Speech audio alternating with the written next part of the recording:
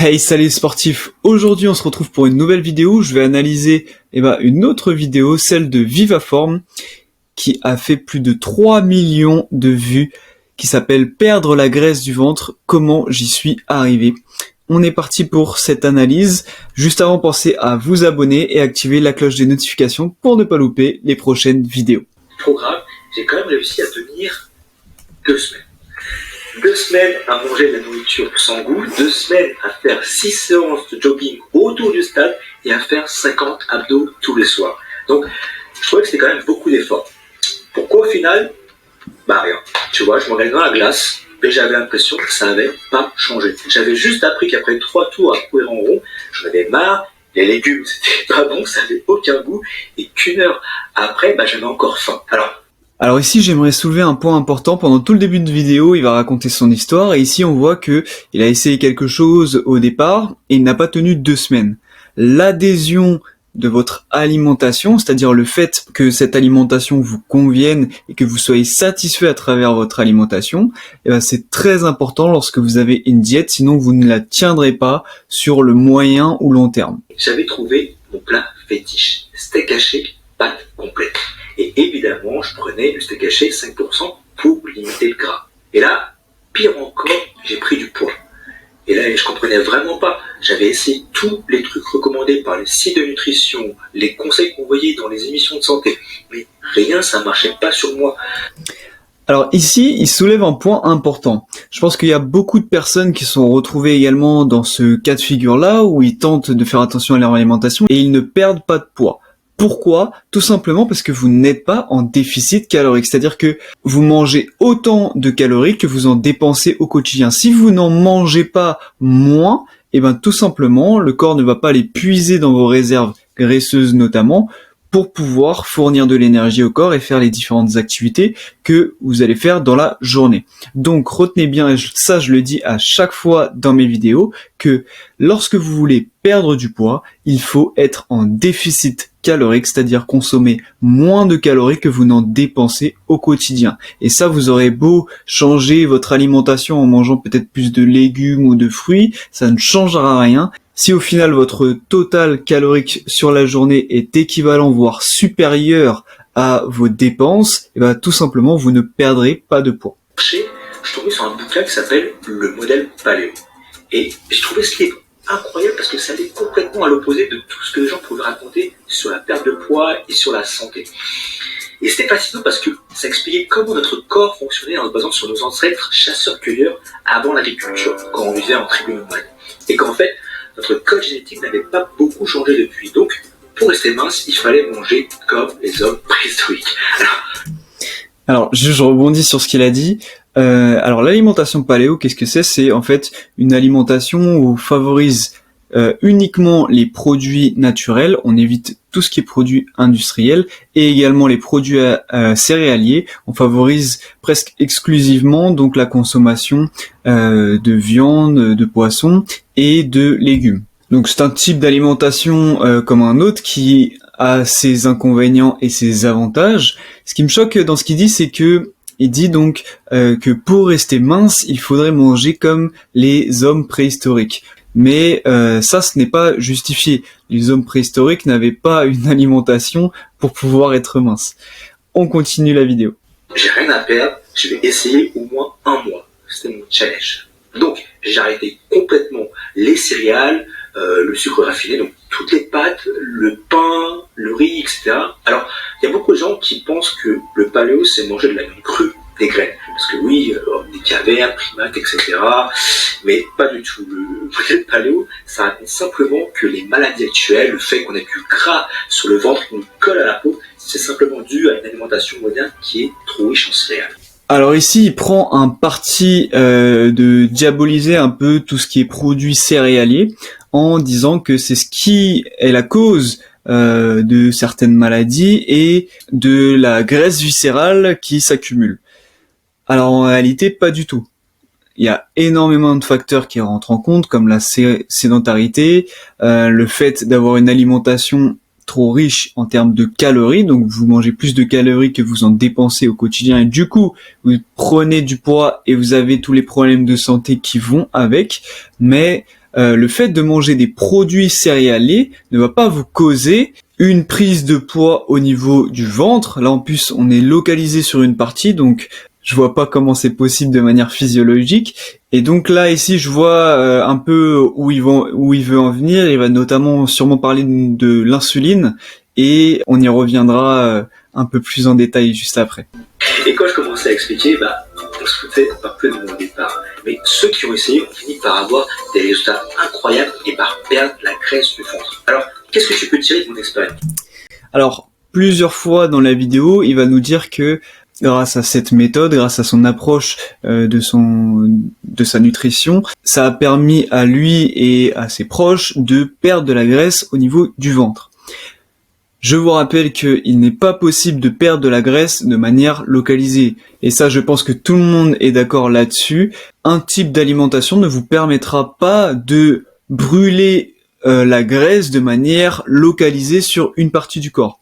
L'avantage que vont avoir les hommes par rapport aux femmes, c'est que le stockage de la graisse va se faire majoritairement au niveau de la zone abdominale. Et donc, lorsqu'ils vont perdre du poids, ils vont perdre principalement au niveau du ventre. Néanmoins, vous ne pouvez pas localiser la perte de graisse.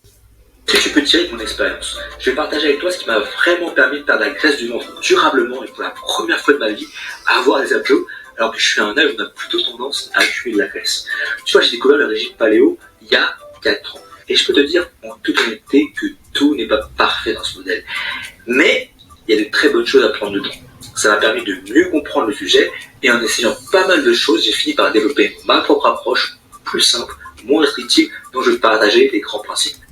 Alors ça, j'aime beaucoup le principe de prendre une diète qu'on peut voir à la télé, dans les magazines ou quoi que ce soit, qui va nous mettre dans une meilleure hygiène de vie et ensuite l'adapter à notre quotidien, à nos envies, à notre pratique sportive, de manière à ce qu'on puisse la tenir sur le long terme. Ça, j'aime beaucoup cette approche de se créer sa propre nutrition à partir de bases fondamentales qui sont justifiées de manière scientifique.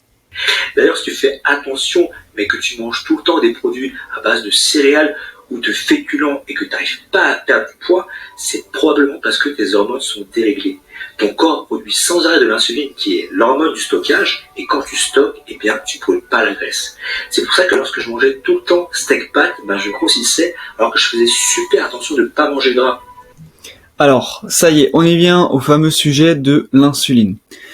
Insuline, donc, c'est une hormone. Il nous dit ici que c'est l'hormone du stockage. Pourquoi il dit ça? Tout simplement puisque lorsqu'on va manger du sucre, des glucides, qui sont dans les produits céréaliers, tout comme dans les fruits ou dans les légumes, eh bien, ce qui se passe, c'est qu'on va produire de l'insuline, hormone qui va nous servir à stocker ces fameux glucides, ces fameux sucres dans les muscles et les apporter aux différents organes pour le bon fonctionnement de l'organisme. Néanmoins, lorsque cette production d'insuline apparaît, effectivement, il y a ce qu'on appelle une inhibition de la lipolyse, c'est-à-dire que le fait de brûler des graisses pour pouvoir subvenir aux besoins de l'organisme va momentanément s'arrêter. Est-ce que, pour autant, il faut du coup bannir tout ce qui est produit céréalier, qui contient beaucoup de glucides? Eh bien non.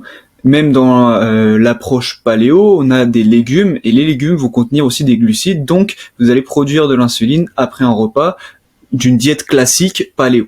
Maintenant, admettons qu'on a une diète où on a 0 glucides, ou en tout cas très très peu, et donc une production d'insuline qui est vraiment minimale, comme par exemple sur un régime cétogène. Est-ce que ça nous permet, du coup, en limitant la production d'insuline, de perdre plus de graisse, de perdre plus de poids? Eh bien, les études nous prouvent que non. Lorsqu'on compare un régime avec une teneur haute en glucides et un régime avec une teneur faible en glucides, eh bien, on se rend compte que à calories égales, la perte de graisse n'est pas différente entre les deux, et même légèrement significativement plus importante pour les régimes avec une forte teneur en glucides. Donc lorsqu'on regarde la littérature scientifique sur le sujet, on s'aperçoit que cette histoire d'insuline qui inhibe le fait de brûler les graisses, eh bien, ça n'a pas d'impact significatif sur la perte de poids et du coup la perte de graisse. Ça ressemble à ça. À la base, beaucoup de produits à base de sucre rapide ou de sucre lent, du mauvais gras, des protéines en modération et tout en haut de la pyramide, un peu de légumes de temps en temps. Ça, c'est la pyramide nutritionnelle des personnes qui sont en surpoids. Pour perdre la graisse du ventre et être dans une santé optimale, il suffit simplement d'inverser cette pyramide. Ça veut dire qu'à la base, avoir une alimentation qui soit riche en légumes, avec du bon gras, manger des protéines de façon modérée et seulement de temps en temps manger des produits qui sont riches en sucre ou en féculents. Ici, cette pyramide, elle est plutôt intéressante d'un point de vue nutritionnel. Maintenant, on est quand même sur quelque chose qui est différent de ce qui est recommandé aujourd'hui par les organismes de santé.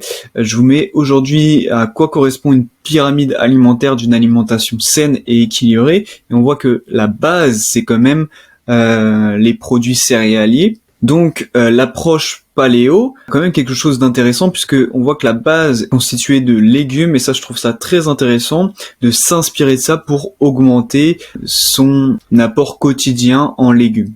Tu vois, la plus grosse erreur que font les gens quand il s'agit de perdre la graisse du ventre, c'est de se dire bon, maintenant je fais attention, j'arrête des conneries, j'arrête de manger tous les trucs qui me font plaisir et je vais essayer de tenir jusqu'à ce que j'ai perdu mes 10 kilos.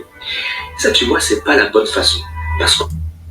Entièrement d'accord avec lui. Si vous avez une alimentation trop stricte, que vous n'avez pas de plaisir dans votre alimentation, typiquement, comme il l'a expliqué au début quand il racontait son histoire, si vous mangez que des brocolis, vous allez simplement tenir 2 semaines.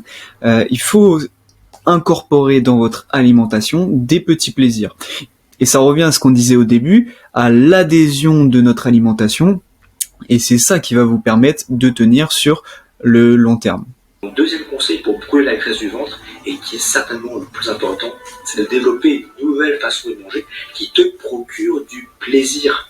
Alors évidemment, il faut que tu sois aussi en déficit calorique pour que ton corps puise l'énergie dans tes réserves de graisse. Ça y est, on y vient. Alors, ce que je trouve vraiment dommage, c'est que ça arrive presque à 10 minutes de vidéo, alors que c'est la chose la plus importante. Le titre, c'est « Perdre la graisse du ventre ». Donc, on l'a dit, on peut pas perdre de manière localisée, mais en tout cas, on va essayer de perdre de la graisse. C'est l'objectif principal des personnes qui vont regarder cette vidéo. La chose la plus importante, avant même de penser à une alimentation paléo ou autre tendance, c'est le déficit calorique. Si vous n'êtes pas en déficit calorique, vous ne pourrez pas perdre de poids. Et ce que je trouve dommage dans sa vidéo, c'est qu'il le met pas en avant, il le cite simplement à ce moment-là, alors que c'est la chose la plus importante et c'est ce qui est indispensable. Tous les régimes qui vont vous faire perdre du poids ou l'alimentation qui vous aura permis de perdre plusieurs kilos et notamment de la graisse aura toujours un déficit calorique. Le déficit, il peut être créé de plusieurs façons. Il doit être créé principalement au niveau de l'alimentation. Donc c'est le fameux 70% alimentation et 30% sport. Et effectivement, le reste du déficit va être créé avec le fait d'avoir une activité physique, donc par exemple de marcher 10 000 pas par exemple par jour, et d'avoir une activité sportive au sein d'une association ou d'un club par exemple. Régime à compter les jours, stresser tous les matins, à monter sur la balance, à te demander quand est-ce que cette prière je dois partir. Tu vois, à la place, tu vas avoir un style de vie qui va être agréable, qui va t'aider à faire partir la graisse progressivement avec un effort minimal.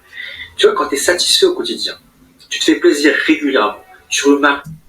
Alors, je rebondis là-dessus, je suis entièrement d'accord là avec ce qu'il dit, c'est que il ne faut pas simplement faire un régime, il faut adopter un nouveau style de vie.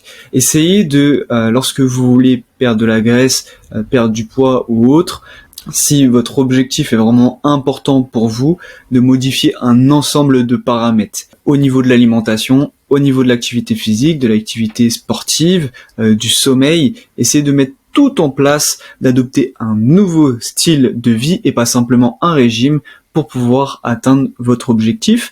Et c'est l'ensemble de ces choses qui vous permettra ensuite, sur le long terme, par exemple, de ne pas reprendre du poids après un régime. Faut Autre astuce, à chaque repas, mange une bonne portion de protéines. D'une part, c'est indispensable pour construire tes muscles, tes tissus, tes cellules, etc. Et d'autre part, ça va t'apporter beaucoup de satiété. En plus, moi, j'adore la viande. Alors, donc là, il cite la viande, il y a aussi le poisson, les œufs, les produits laitiers, bon, qui lui ne consomme pas puisqu'il est dans une approche paléo et qui contiennent des protéines. Donc là, je suis entièrement d'accord avec lui. Les protéines vont stimuler la synthèse de masse musculaire et vont apporter également une grande satiété. Typiquement, la viande, ça met parfois plus de 6 heures à être digérée, donc ça évite d'avoir faim entre les repas. Troisième conseil, il y a une astuce qui m'a permis de perdre la graisse du ventre encore plus facilement une fois que j'ai bien compris ces fondamentaux. C'est le jeûne intermittent. Le jeûne intermittent, c'est quoi? C'est très simple. En fait, il s'agit simplement de laisser son organisme faire un break de toute la nourriture qu'on lui donne constamment à toute heure de la journée. Donc, pendant une période où tu t'abstiens de manger, ton corps ne produit pas d'insuline, qui, je te rappelle, est l'hormone de stockage. Donc, on y revient. Insuline, hormone de stockage. Je vais pas revenir dessus, on en a déjà parlé précédemment. Maintenant, le jeûne. J'en ai fait plusieurs vidéos sur ma chaîne. Vous pouvez aller les voir pour en savoir plus. Le jeûne ne doit pas être considéré comme une approche qui va permettre de brûler plus de graisse. Dans le même cas qu'un régime haut en glucides et faible en glucides, on a comparé des régimes sans jeûne et des régimes avec un jeûne à calories égales et on s'est rendu compte que le jeûne n'influençait pas sur la perte de poids. Les personnes qui étaient dans les groupes qui ont fait un jeûne n'ont pas perdu plus de poids que les personnes qui n'ont pas fait de jeûne et qui ont mangé autant de calories que le groupe qui a fait du jeûne. Je trouve que le jeûne doit s'appliquer à du cas par cas. Par exemple, les personnes qui n'ont pas l'habitude de déjeuner le matin ou qui n'ont pas le temps parce qu'ils vont directement au travail, c'est une stratégie qui peut être utilisée. Néanmoins, ce qu'il faut retenir, c'est que si vous jeûnez mais que vous n'êtes pas en déficit calorique, ça ne vous fera pas perdre du poids. Et quand j'ai appris que c'était pas grave de sauter le petit-déj, que ça aurait même des répercussions positives sur ma santé et que ça allait m'aider à brûler plus vite la graisse du ventre, ça m'a vraiment simplifié la vie parce que... Voilà, donc c'est ce que je disais juste avant, ça c'est entièrement faux. Le fait de sauter le petit déjeuner ou en tout cas de jeûner ne va pas vous permettre de brûler plus de graisse et notamment au niveau ciblé au niveau du ventre. Ça c'est totalement faux. Bon, si on tire une conclusion sur cette vidéo qui, je le rappelle, a fait plus de 3 millions de vues, donc elle est très bien écrite. Au début il raconte son histoire et ensuite il donne ses arguments par rapport à l'alimentation qu'il a construite autour du régime paléo. Ce que j'aime bien dans son approche, c'est que il a pas pris l'alimentation paléo et tout simplement il l'a suivi bêtement. Non, il s'est ensuite créé sa propre approche en ajustant par rapport à son quotidien, en rajoutant aussi le jeûne parce que peut-être que lui dans son quotidien ça lui convient. Néanmoins, attention, on l'a vu, ça ne permet pas de brûler plus de graisse, notamment au niveau du ventre. L'approche paléo, il y a des choses qui sont je pense très intéressante, le fait de manger beaucoup plus de produits bruts, d'éviter tout ce qui est produits industriels ou en tout cas de les limiter. Ça, j'aime beaucoup. Néanmoins, le fait de bannir les produits céréaliers, ça c'est quelque chose avec lequel je suis pas du tout en accord, qui pour moi n'ont pas de fondement au niveau scientifique, et je voulais vraiment partager ça avec vous, puisque si on n'a pas approfondi un peu ses connaissances en nutrition, et bien tout simplement on peut croire ce qui est avancé et tomber dans ce piège-là et se priver de notamment des féculents, et ça serait bien dommage. Voilà, j'espère que cette vidéo vous a plu. Si c'est le cas, n'hésitez pas à vous abonner, activer la cloche des notifications. Sur ma chaîne, je propose des conseils en nutrition. Je fais également l'analyse de régimes ou des tendances alimentaires. Et l'ensemble des choses que je partage avec vous sont soit dans un objectif de perdre du poids, soit dans un objectif de performance sportive. En tout cas, je vous retrouve très bientôt avec de nouvelles vidéos et je vous dis peace.